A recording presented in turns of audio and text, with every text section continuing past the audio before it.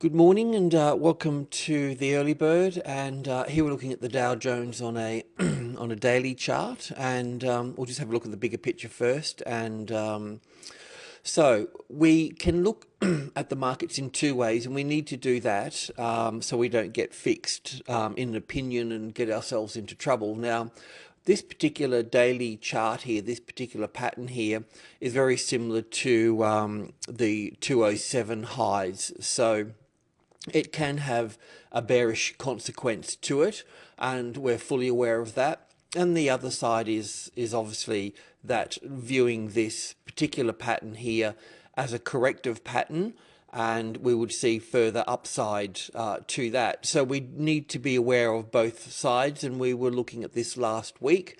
The markets will get itself into a particular corner, and then once it comes out of that corner, we'll know where we are and what to do in a positive way, in a more of a certain way rather. So, yeah, look, they will both move, both patterns that we're looking at will move in the same way up until a particular point. And it's that particular point that we have to sit and be patient with. And we'll look at that now. And we were looking at this last week as well, but just want to go over that a bit.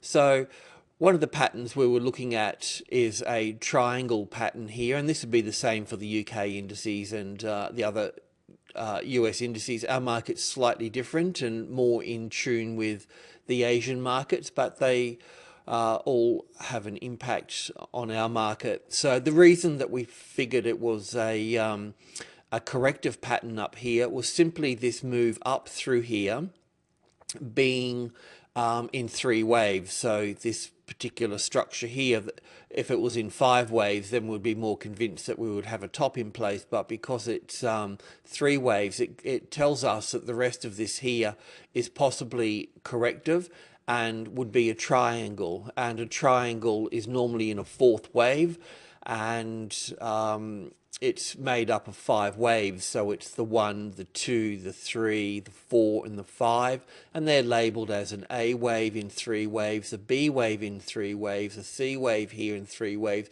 the D wave, and the E wave here. So and once this is finished, then we'll see a push to the upside if that's a triangle. Otherwise, we'd see it as a market rolling over, and it would move much further to the downside.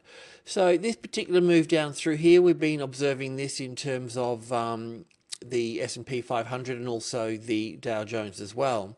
Now, I don't have last night's bar on here, but it was something like this. It came down and touched on the 12,000 there, which is the support line through here, and then's moved up. So it moved down 145 points, but ended up only closing down 10 points or so. Now, for this to be a triangle, then the market from around here, around this little low here, I think there's a little tiny one to come down, but we'll look at that as a possibility, just to break through that 12,000 and then push back up. But we'll look at that closely. But the thing is that for a triangle, the move would go up through here, and for a bear market, it will come down through here. But in both cases, we would see a move off here, okay? So this move that we would see off here, look, it's probably come from tomorrow's Polly's meeting, agreeing on the debt arrangements and so forth. But this move up through here, if it's going to be a bear market coming down, then this move up here will be in 3 waves like this. And the norm for this is to pull back 61.8% of the move down. So from this move up here, we would see from the 12,000, we could see this move really come back up and retest 12,500. So we could see 3 waves coming way back up there. But because this came down quite sharp, then it's unlikely that to reach the 61.8%. But you can see at that 12.4 there, or starting at 12.3 here, is where the supply starts. So it would be more realistic to see it come back into the 12.3 here, but can move higher than that.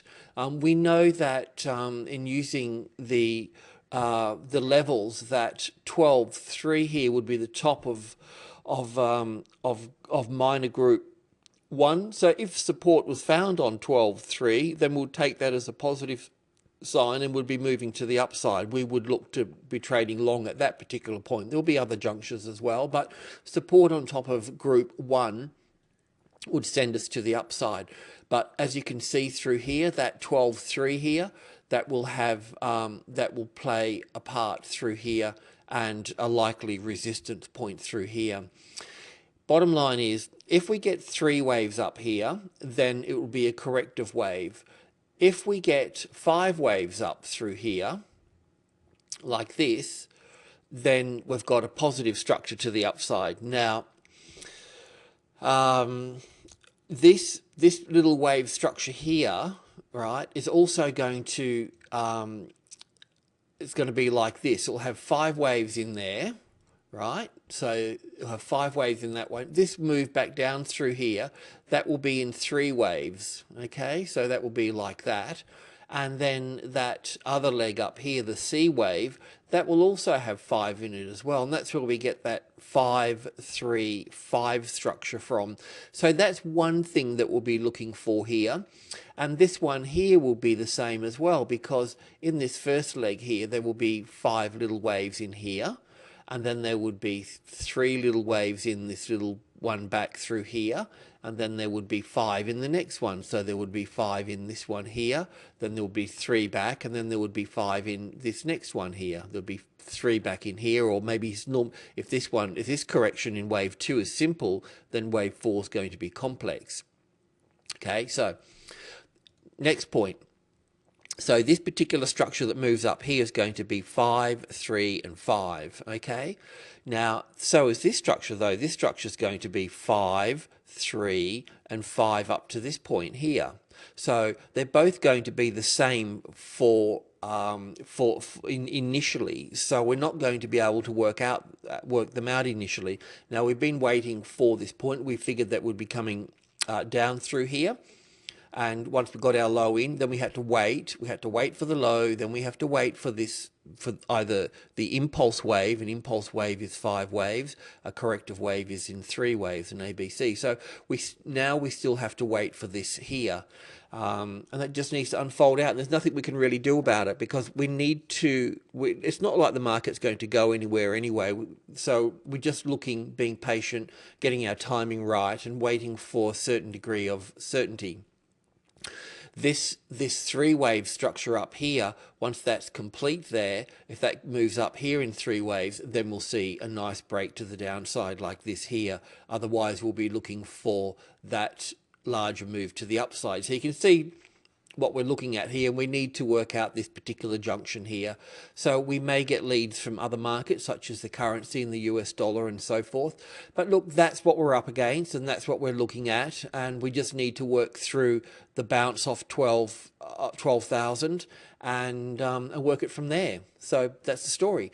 So in this, this is the Dow Jones here, and this is a 1 hour chart. It's actually the CFD.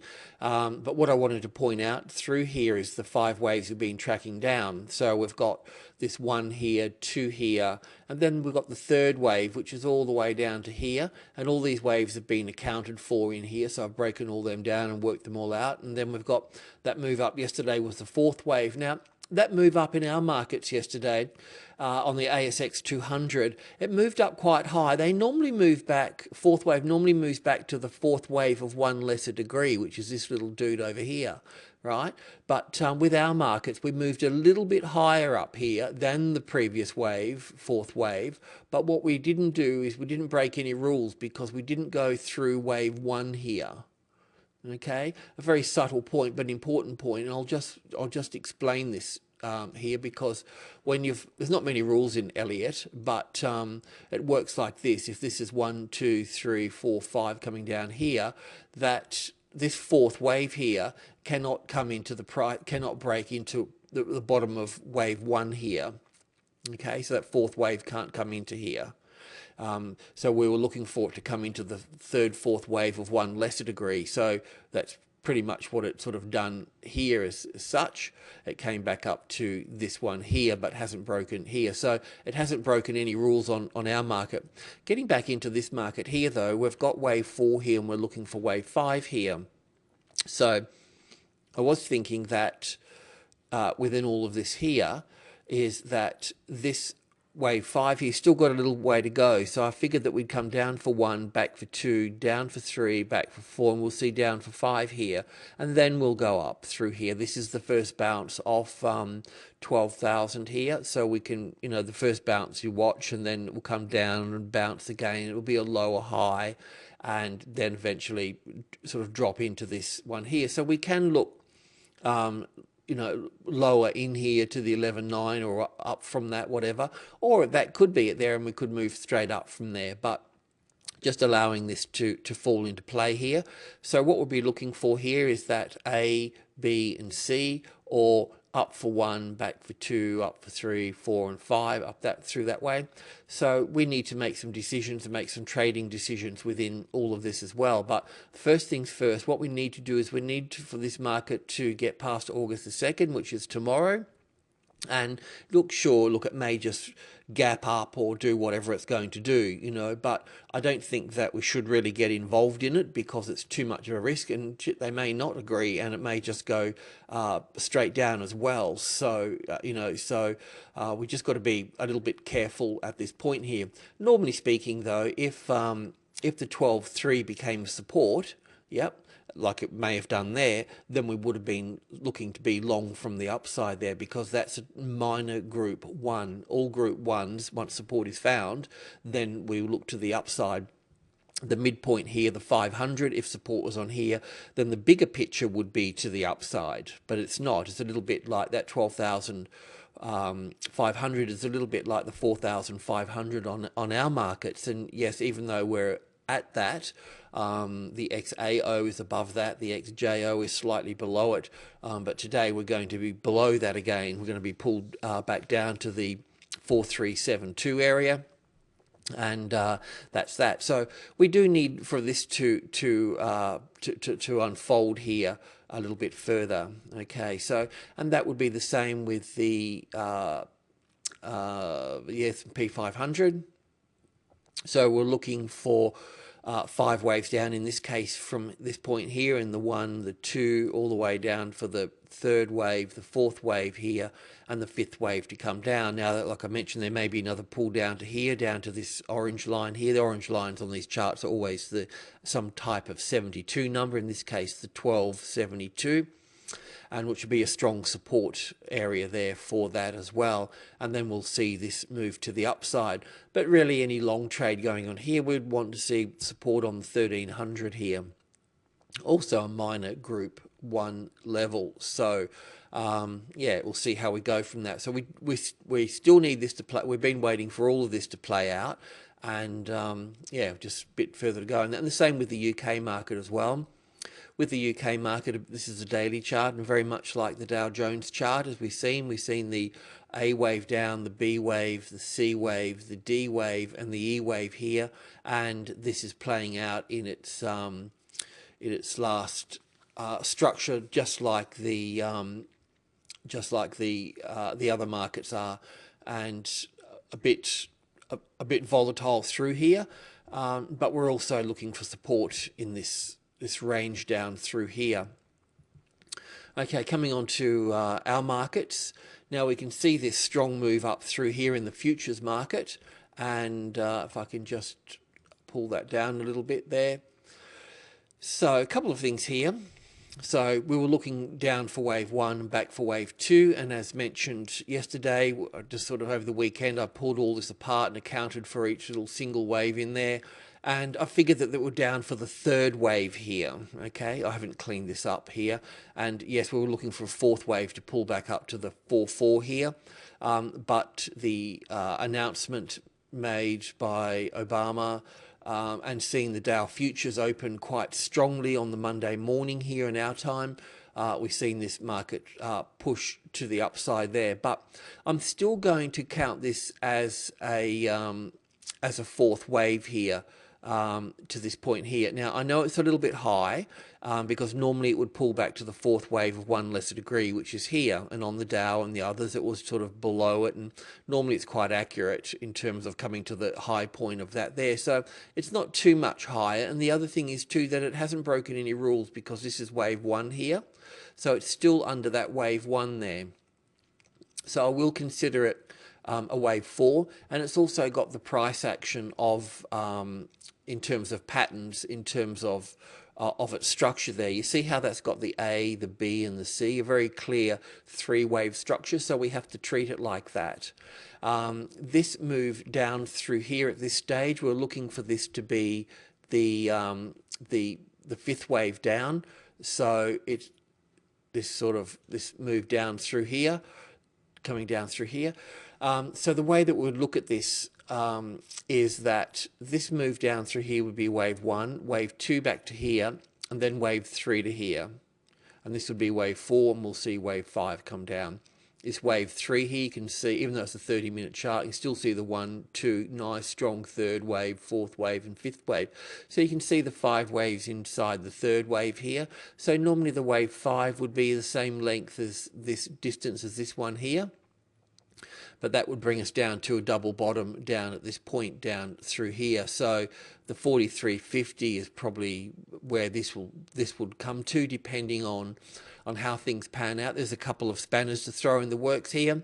Today, the base metals came off reasonably strongly, firmly, whatever, and the copper market is down 8 points. COMEX in US is down from 448 down to 440. So there's weakness there, and the copper market, because we're a commodity country and a commodity dollar, our dollar will be affected by that, and it was, and also our market will play out that today. In terms of trading this, though, it doesn't really matter about the Elliott count. It's always a matter of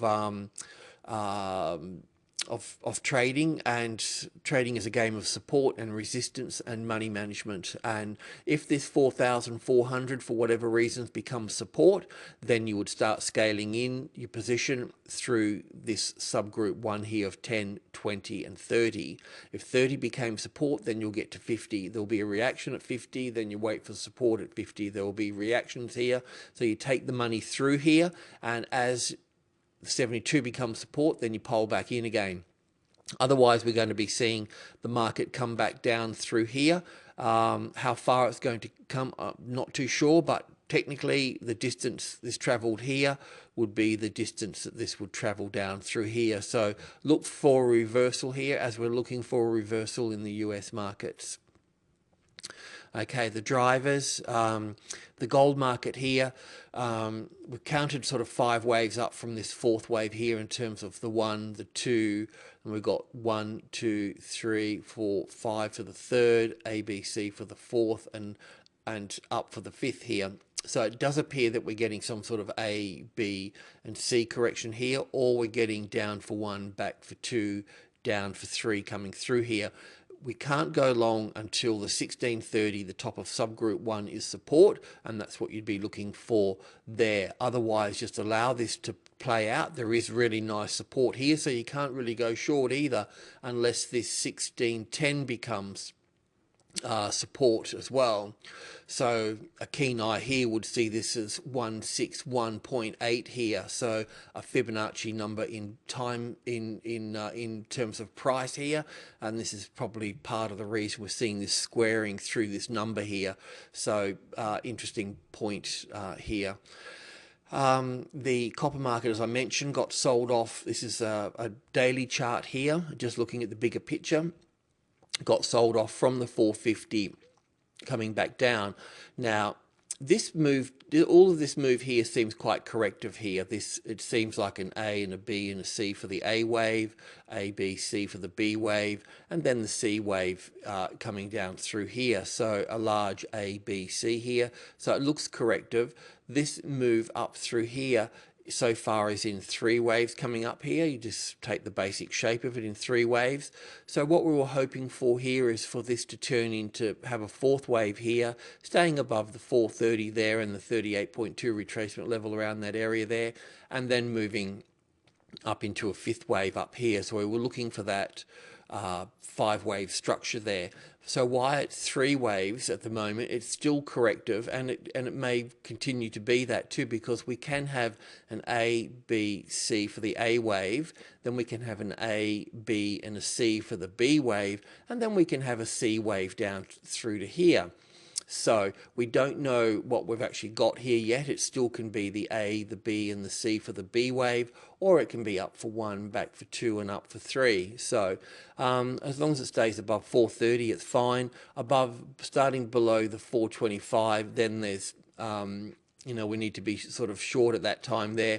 If it moves under the top of wave 1 here, if wave 4 comes through the top of wave 1 here under the 420 here, then we know that we've got a B wave and we'll be coming much further down at that stage.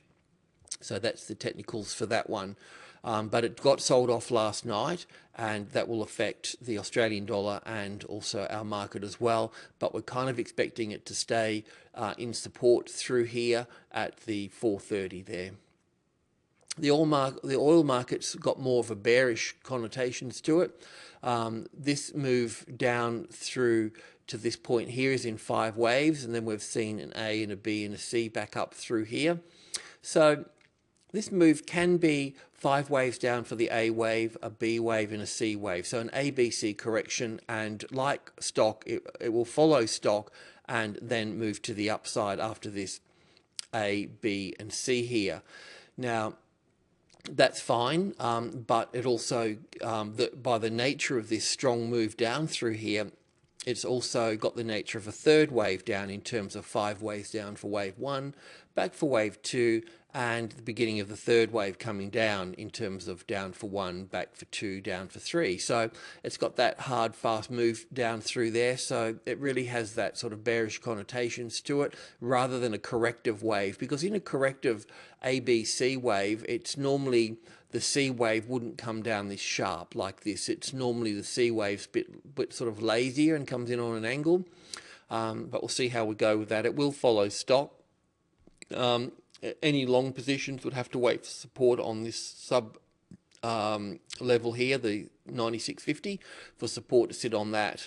Sure, finding support on 95 is good, but it may just be part of, you need to pull this apart. This is a 30-minute chart, but 5 waves down and then an ABC back up 61.8%, but the resistance will start at the 96.50. So having support on 95, yes, it's good for the long side, but it's not. It doesn't move it into the next larger degree of pattern to make it positive for the upside. But it would be a start. But 95 as resistance would open up the short side there. But just allow the Dow Jones to play out first, I'd imagine, in that one. The US dollar index. Right, so we were looking for 5 waves down, and we were looking at this being a wave 4 here, and we can still consider it to be a wave 4 at this stage here. But as the US economy agree on things, it's going to be making this a little bit stronger. So we might see it push to the upside. So line in the sand here, while the euro is above 140, then it's positive. Under 140, and it's negative in the bigger picture. The US dollar index here, once it's above 75, then it would be positive in the bigger picture. Whilst under that, it's negative. So whilst under that, we'll treat this as a wave 4 here. And wave 4s can get complicated, so we'll just allow that to play out through here. Yeah, a little bit of an unknown here, and that would also be, so you need to use the sub levels within here. So I'll leave you with that one. But the euro here is the same as well. We were looking for a 4th wave to pull back here, and 4th waves always break the trend line through here, so that's not a big deal, so you can't get involved in that too much. But what we could look at here is we could look at what normally happens with trend lines is that a market, once they're broken, they'll come back and be retested. So in this case here, this can still be the A, the B, and the C here. But if this comes back up and fails, here, this is what normally happens, is this trend line through here come back up and test that there, and then it would normally fail from that point. So that's just something to look at in the one thing to look at in the short term there.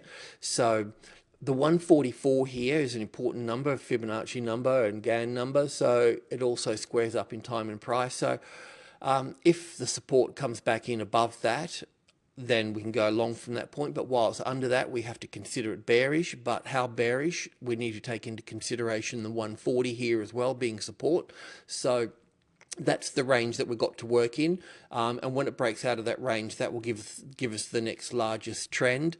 So anything that we do within here, we just need to be a little bit careful. And once this and the US markets unfold a little bit further, we'll know what we got, because we still could get here the same as the US 30 that I was just talking about, a little push to here, and then we get that push up from that point there. So you just got to be careful about that. So you have to keep the trading ranges smaller, shorter, just trade the sub levels and use subgroup 1 midpoint and subgroup 2 and take profit in getting there. It's good to use 3 contracts at least when you're trading currencies, so you got more flexibility in the money management that way. If you put 3 in, or you go in with 1, 2 and 3, then you can at least take 1 out to get to that break-even point as quickly as possible.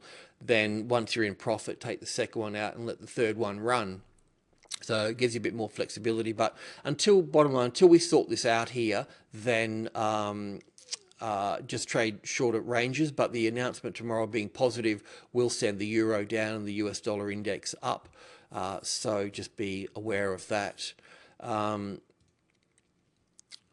This is just the euro here as well. I should have got this up when we're talking about the sub-level. Sorry about that. But you can see that the 143 will be the supply level for this market to come up through here, and the 72 is where it's at now.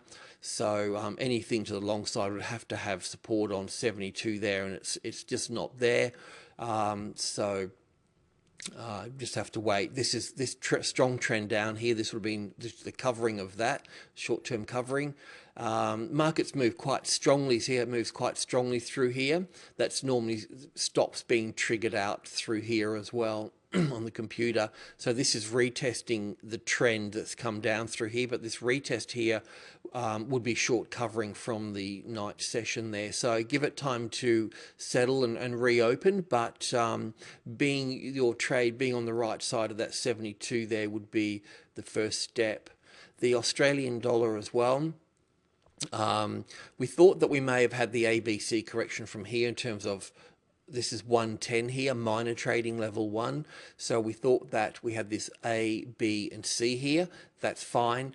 We thought we'd move up from that point, and it did start to go up that way. Then we've had weakness in base metals and so forth, and what's happened here is pretty much what's happened in base metals as well in terms of the copper market. Now, we've also got the spanner in the works here as well. We've got the RBA coming out today with their rate thing.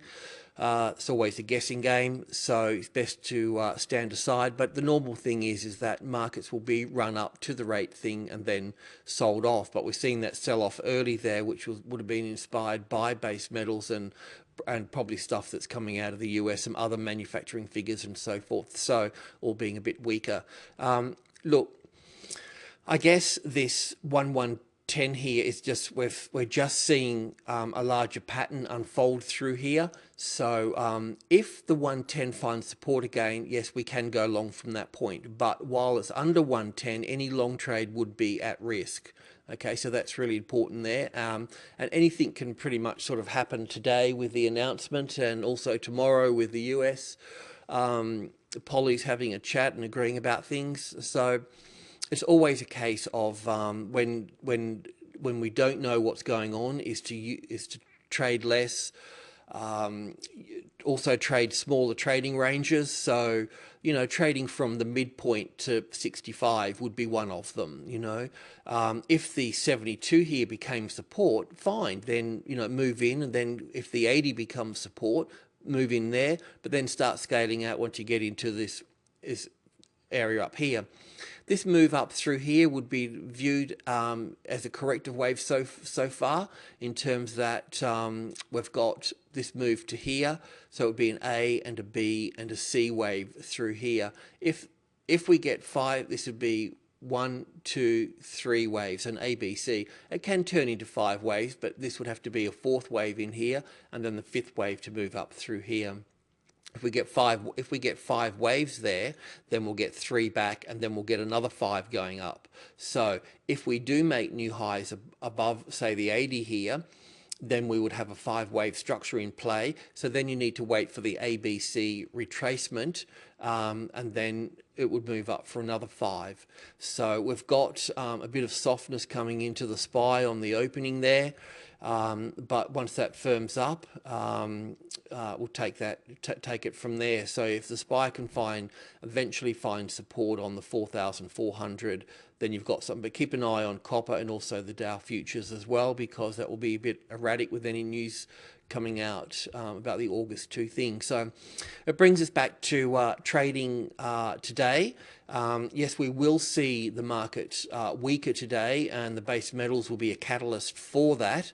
But as I mentioned, in the US, we're expecting a reversal, a push to the upside. So we don't want to get trapped as such, so we won't really be putting out any trades today. We've still got some shorts in the market that weren't triggered yesterday, from yesterday.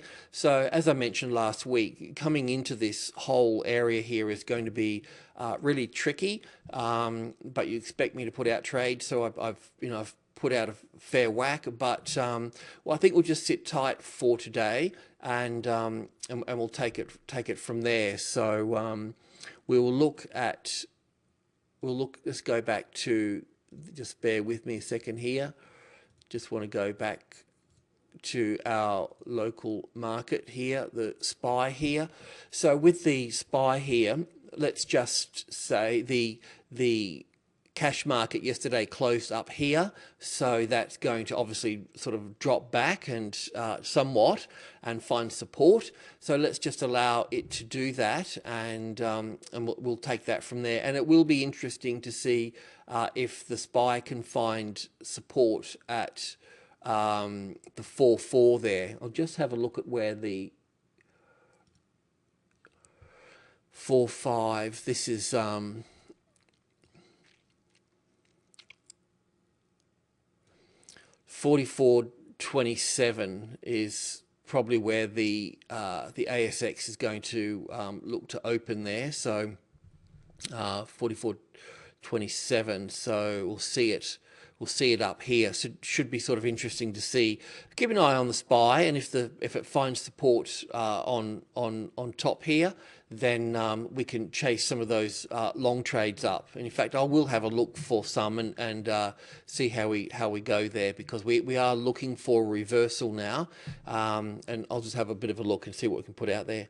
Okay, that's enough rambling. But that's the general picture, and we just really need to get past that that announcement tomorrow and get back into the normal flow of money moving in and out of the market, so we can see the market breathe and we can pick up that line and move with it again.